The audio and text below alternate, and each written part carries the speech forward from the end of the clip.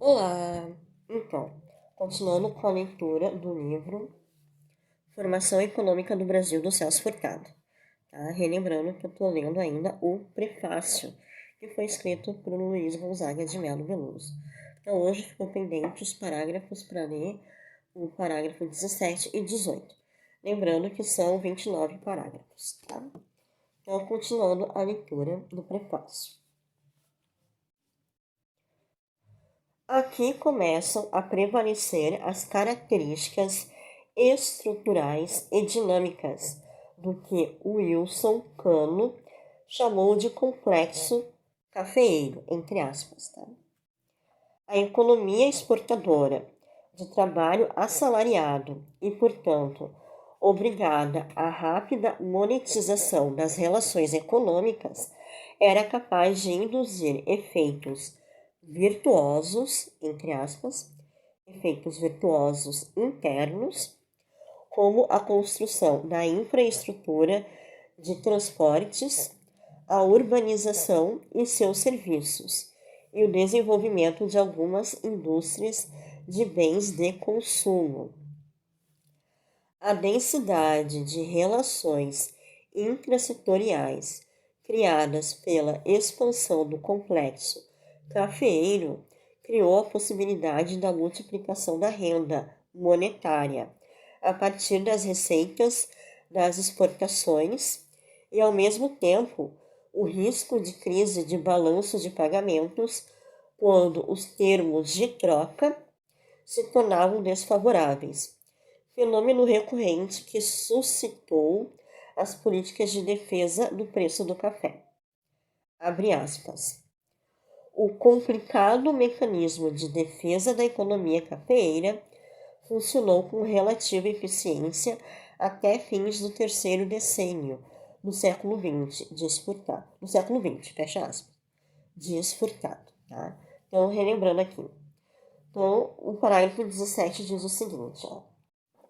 Aqui começam a prevalecer as características estruturais e dinâmicas do que Wilson Cano chamou de complexo cafeeiro. Tá? A economia exportadora de trabalho assalariado e, portanto, obrigada à rápida monetização das relações econômicas, era capaz de induzir efeitos virtuosos internos.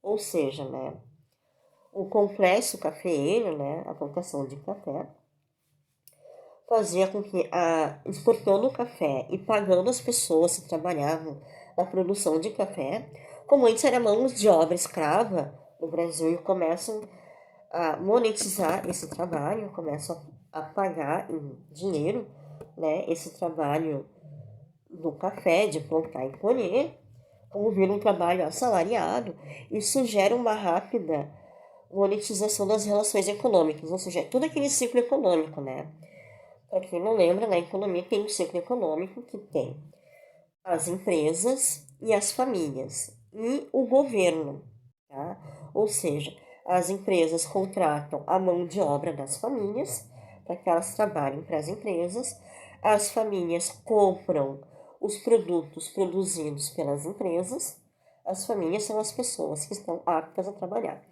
As famílias compram os produtos fabricados pelas empresas para consumo próprio, tá? E assim sucessivamente. E os proprietários das empresas também compram produtos fabricados por outras empresas para consumo para as outras empresas, tá? Assim é o ciclo econômico.